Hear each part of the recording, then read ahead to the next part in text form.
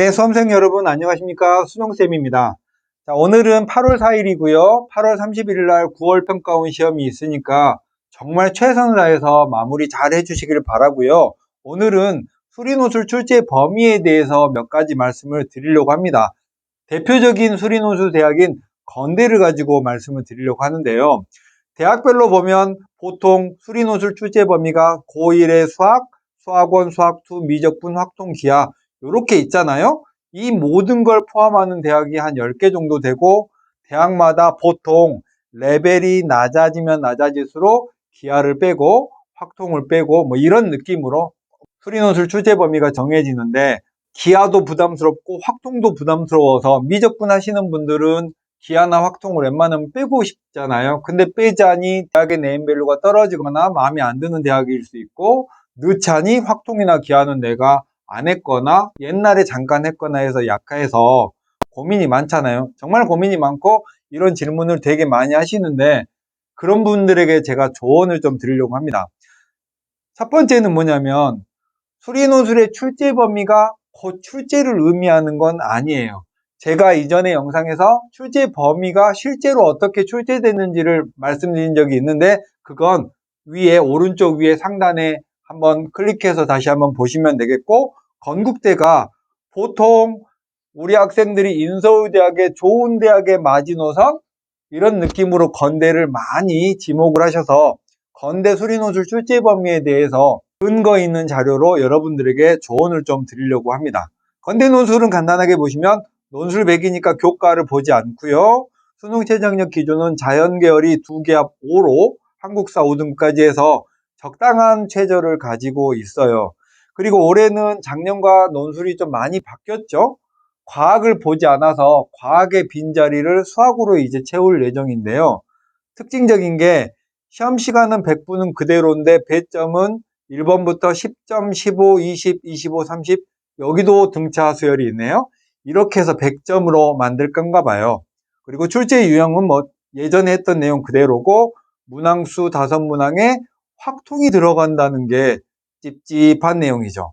그런데 재작년에 교과 과정이 바뀌었잖아요. 그리고 건국대는 수리논술에서 어떤 문제들을 출제했는지를 제가 정리해 놨는데 2021학년도에는 동일한 시험 범위를 가지고 있었는데요. 자연계열 A랑 자연계열 B로 나누어져서 수학, 수학원, 수학2, 미적분까지만 출제했어요.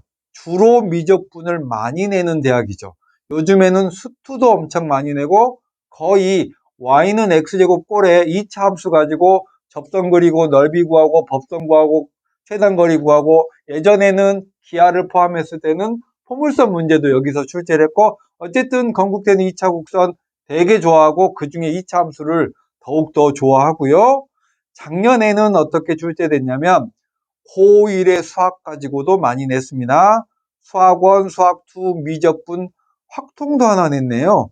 이항계수의 최대항. 근데 이 이항계수의 최대항 문제는 바로 직전 연도에 연대, 시립대, 홍대 이런 좋은 대학들이 이미 출제했던 문제를 출제했습니다. 모방을 했는지는 모르겠지만 어쨌든 거의 개념적으로 비슷한 문제를 출제를 했고 이건 확률 통계를 해서 맞출 수 있는 문제는 아니에요. 그러니까 확률과 통계를 수능에서 공부하는 지금 확통 준비자들이 맞출 수 있는 문제랑은 또 다릅니다. 얘는 확률과 통계의 이름을 가졌지만 실제로는 수열을 잘해야 맞출 수 있는 문제거든요. 확통한다고 이거 문제 맞추지 못해요. 문제 보시면 알아요. 그리고 제일 중요한 건 건국대가 올해 2023학년도는 논술이 이렇게 바뀔 예정입니다 라고 해서 올해 모의 논술을 이미 논술 가이드북에 탑재해서 공개를 했거든요. 그 문제를 제가 풀어봤습니다. 그랬더니 수학원에서 원과 사인 법칙 작년에 출제 경향과 비슷하게 냈죠. 그리고 미적분에서만 네 문제를 출제했습니다. 이건 올해는 별일 없으면 이렇게 낼 거야 라고 지금 이미 힌트를 주고 있는 거죠. 그런데 어떤 분들은 이렇게 또 물어요. 아니 출제 범위에 확률과 통계를 넣었으면 낼 수도 있지 않냐. 아니, 물론 낼 수도 있죠. 제가 안 내는 게 100%라고 말씀드리진 않아요. 그런데 최근에 3개년 정도의 흐름을 봤을 때 되지 않겠다고 얘기를 하고 있어요. 그럼 이거 안 믿으면 뭘 믿으실 건가요? 그리고 확률과 통계를 설령 낸다고 하더라도 확률과 통계를 내신이나 아니면 지금 수능 준비를 하는 학생도 맞출 수 없는 결이 다른 문제를 낸다. 오히려 수열에서의 내용이 좀 더 강화된 문제를 내니까 확률과 통계 문제는 그런 내용들을 미리 공부하면 되죠.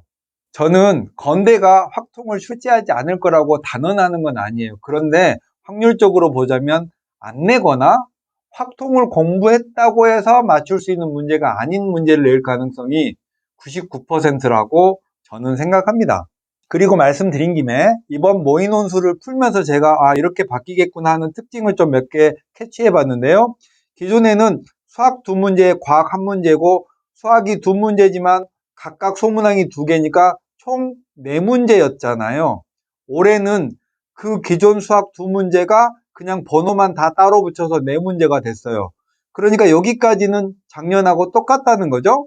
그리고 과학 부분만 최고의 변별력을 가지는 수학 문제로 바꿔치겠습니다. 걔가 배점도 30점으로 가장 높죠. 그러면 건대는 원래 건대의 네임밸류 치고는 좀 쉬운 논술을 지향하는 대학이었는데 기존의 1, 2, 3, 4번은 비슷하거나 조금 어려운 문제를 풀면서 느낌적인 느낌으로는 중앙대나 경희대의 문제를 많이 모방했다는 느낌이 들고요. 단원의 세세한 단원의 내용도 그렇고 최고 변별력 문제는 홍대처럼 냈구나 하는 느낌이 저는 강하게 들었습니다. 그래서 여러분들도 모의 논술 한번 꼭 풀어보시기 바랍니다. 작년 기출보다는 좀 더 어려워진 것 같고요. 건대 모의 논술에 대한 해설이 유튜브에 건대 측에서 올려놓은 게 있으니까 풀어보신 다음에 한번 이거 보시고 작년에 36개 대학의 수리논술 기출 단원을 제가 총정리해 놓은 게 이미 영상으로도 있고 제 블로그에도 있으니까 출제 범위와 실제로 출제하는 경향은 꼭 같지는 않다. 그 전에 하나 더 추가하고 싶은 건 이렇습니다. 어느 대학의 논술을 볼까라고 고민하는 건 마치 운동선수가 어느 대회에 나갈까를 고민하는 거랑 비슷한 건데 근데요. 운동은 안 하면서 그런 고민만 한다는 건 사실 좀 앞뒤가 맞지는 않죠. 논술 준비를 안 하면서 어떤 대학을 논술을 쓸 것인가라는 걸 선택하는 일은 상당히 우스운 일이라고 저는 생각하고 출제가 꼭 될 거라고 걱정하실 필요는 없다는 거예요. 어차피 모든 건 확률이고요. 작년과 비슷하게 낸다면 안 낼 확률이 높고 그거 틀려도 합격할 수도 있어요. 그러니까 너무 출제 범위에 목매지 마시라는 게 수종쌤의 조언이었습니다. 오늘은 여기까지 할게요. 안녕.